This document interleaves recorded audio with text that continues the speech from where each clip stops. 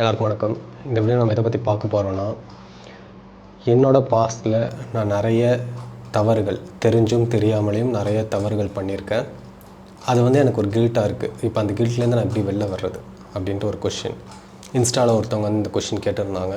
But இந்த கொஷினை நான் பார்க்கும்போது நான் ரியலைஸ் பண்ணது என்னென்னா, இது அவங்களுக்குன்னு இல்லை, பொதுவாக இப்போ எனக்கு எடுத்துக்கிட்டேன்னா எனக்கும் இந்த விஷயங்கள் இருக்குல்ல. எல்லாருமே பாஸ்ட்டில் ஏதோ ஒரு விஷயத்த நம்ம ரிக்ரெட் பண்ணுற மாதிரியான ஒரு விஷயத்த நம்ம பண்ணிருப்போம்.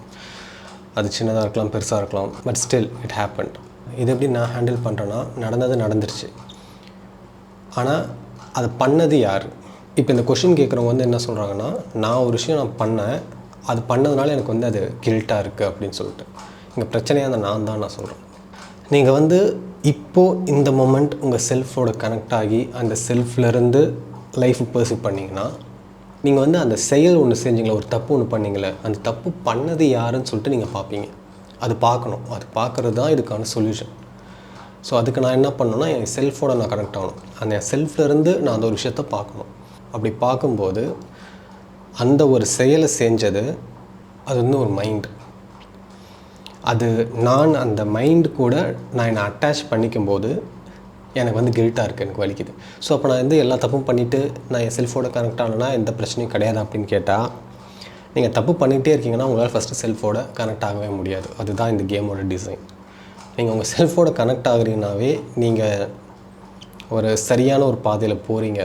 அதாவது மற்றவங்களை ஏமாற்றணும், மற்றவங்களை காயப்படுத்தணுங்கிற அந்த ஒரு எண்ணத்தில் இல்லாமல் சரியான பாதையில் நீங்கள் போகணும்னு நினச்சாதான் நீங்கள் உங்கள் செல்ஃபோட கனெக்டாக ஆக முடியும். ஸோ நீங்கள் தப்பு பண்ணிகிட்டே இருக்கலாம், அதை பற்றி நான் கவலைப்பட தேவையில்லை, நான் என் செல்ஃபோட கனெக்ட் ஆகிட்டேன்னா எனக்கு பிரச்சனை கிடையாது அப்படின்னு நீங்கள் நினச்சிங்கன்னா அது அப்படி வேலை செய்யாது. இங்கே அந்த செல்ஃப்னு நான் எதை சொல்கிறேன்னா, இந்த உடல் மூலியமாக ஒரு விஷயம் பார்க்குதில்ல, ஒரு விஷயம் கேட்குது, நம்மளோட 5 சென்சஸ் மூலிமா ஒரு டேட்டாவை ஒரு சென்டரில் இருந்து பார்க்குதில்ல, கேதர் பண்ணுதில்ல, அதை தான் நான் செல்ஃப்னு சொல்கிறேன். அந்த செல்ஃப் எல்லாருக்குமே காமன். ஆக்சுவலாக நம்ம கேதர் பண்ணுற டேட்டா புதுசாக இருக்கலாம், நம்ம ஒவ்வொருத்தவங்க பார்க்குறது கேட்குறது அதை ரீப்ளேஸே பண்ண முடியாது, யாராலுமே பண்ண முடியாது, ரைட்?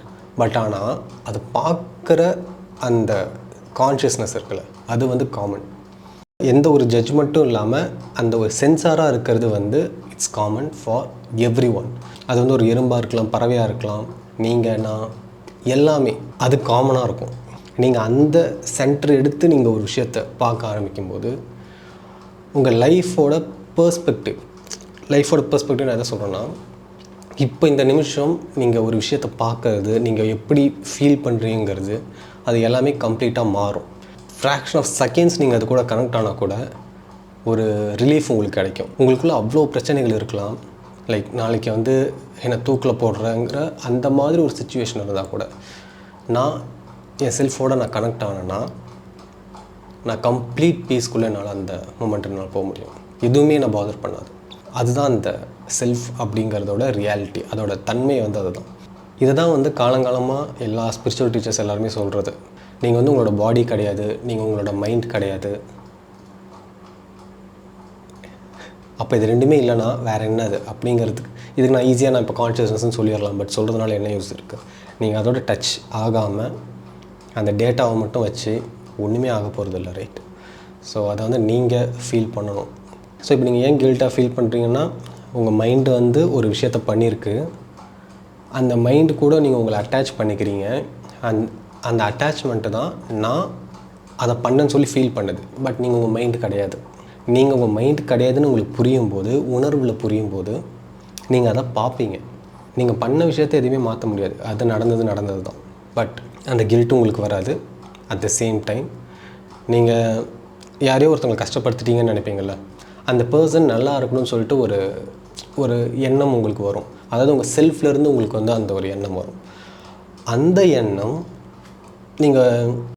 நீங்கள் செஞ்ச ஒரு செயலால் பாதிக்கப்பட்டாங்க இல்லையா ஒரு நபர், அந்த பர்சனுக்கு ஏதோ ஒரு வகையில் ஒரு நன்மையை பண்ணும்.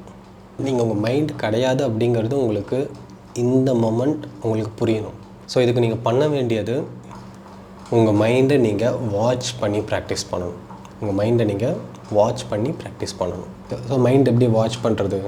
இந்த மொமெண்ட் என்னோடய மைண்ட் கான்ஸ்டண்ட்டாக பில்ட் ஆகிட்டே இருக்குது.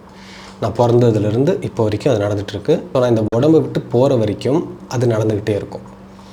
இப்போ அந்த மைண்டை வந்து நான் வாட்ச் பண்ண ஆரம்பிக்கும்போது என்னோடய மைண்டுக்கும் எனக்கும் ஒரு டிஸ்டன்ஸ் க்ரியேட் ஆகும். ஸோ நீங்கள் வந்து மைண்டை வந்து கண்ட்ரோல் பண்ணுங்கிற அவசியம் கிடையாது. உங்கள் மைண்டு ஓடிக்கிட்டே இருக்கலாம், அது பிரச்சனையே கிடையாது. நீங்கள் உங்கள் செல்ஃப்லேருந்து செயல்படுறீங்களா, அதுதான் முக்கியம். அண்ட் அப்படி நீங்கள் உங்கள் செல்ஃப்லேருந்து பார்க்கும்போது இந்த ரியாலிட்டியே வேறு மாதிரி உங்களுக்கு தெரியும். அதோட உங்கள் சென்சஸ் இதெல்லாமே வந்து ஒரு ஹைட்டண்டான ஒரு சென்ஸ் கிடைக்கும். எப்படி சொல்கிறது, ஒரு இத்தனை வருஷமாக நீங்கள் சுமந்துட்டு இருந்த ஒரு 1000 கிலோ வெயிட்டை கீழே வச்சுட்டு நீங்கள் நடந்தால் எப்படி இருக்கும், அந்த மாதிரி ஒரு லைட்டான ஒரு ஃபீலை எக்ஸ்பீரியன்ஸ் பண்ணுவீங்க. நம்மளோட இந்த ரியல் செல்ஃபோட கனெக்ட் ஆகிறது கொஞ்சம் கஷ்டமான ஒரு விஷயம்தான். பட் நம்ம அதுக்கு தானே வந்திருக்கோம். நம்மளோட பர்பஸே நம்ம செல்ஃபோட கனெக்ட் ஆகிறது தான். இந்த மைண்டை செல்ஃப் கண்ட்ரோல் பண்ணும். பட் இந்த கண்ட்ரோல் வந்து ஒரு ஃபோர்ஸ் மூலியமாக கிடையாது. இந்த கண்ட்ரோல் வந்து நீங்கள் இந்த க்ரியேஷனோட உண்மையை உணர்ந்ததால் கிடைக்கிற ஒரு ஃப்ளோ. இதில் வந்து ஒரு ரெசிஸ்டன்ஸ் இருக்காது, ஒரு டென்ஷன் இருக்காது. இப்போ நீங்கள் மைண்டை வந்து கண்ட்ரோல் பண்ணணும்னு நினைக்கிறீங்கன்னா மைண்டை கண்ட்ரோல் பண்ண ட்ரை பண்ணோம், அதில் வந்து ஒரு டென்ஷன் க்ரியேட் ஆகும். ஆனால் நீங்கள் ஒரு செல்ஃபோடு நீங்கள் கனெக்ட் ஆகும்போது உங்களுக்கு இந்த ட்ரூத் ரியலைஸ் பண்ணிருப்பீங்க. அந்த ட்ரூத்துலேருந்து நீங்கள் உங்கள் மைண்டை பார்க்கும்போது அந்த இடத்துல வந்து கண்ட்ரோல் இருக்காது.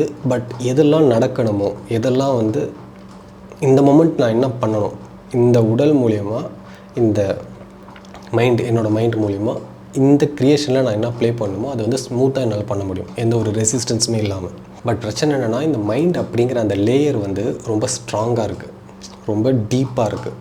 அதுக்குள்ளே போய் நீங்கள் ட்ரூத்தை ரியலைஸ் பண்ணுறது அப்படிங்கிறது வந்து அது கொஞ்சம் கஷ்டமான ஒரு விஷயம். இதை மட்டும் எப்பயுமே ஞாபகம் வச்சுக்கோங்க.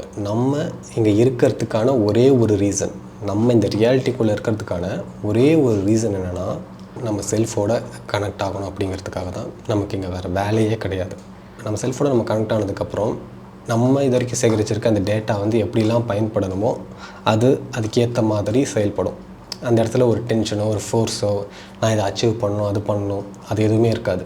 நம்ம செல்ஃபோட கனெக்ட் ஆகிறதுக்கு நம்ம ஒரு சில விஷயங்கள்லாம் செய்யணும். அது என்னென்னு சொல்லிட்டு நான் ஆல்ரெடி ஒரு வீடியோ போட்டிருக்கேன், அதோடய லிங்க் நான் ஷேர் பண்ணுறேன். அதெல்லாம் நீங்கள் ப்ராப்பராக பண்ண ஆரம்பிக்கும் போது நீங்கள் உங்கள் செல்ஃபோட கனெக்ட் ஆவீங்க. ஒன்ஸ் அது பண்ணதுக்கப்புறம் இந்த கில்ட்டு இந்த மாதிரி விஷயங்கள் இது எதுவுமே வந்து உங்கள் லைஃப்பில் உங்களை அஃபெக்ட் பண்ணாது. ஸோ தேங்க்ஸ் ஃபார் வாட்சிங் guys. See you next video. Bye.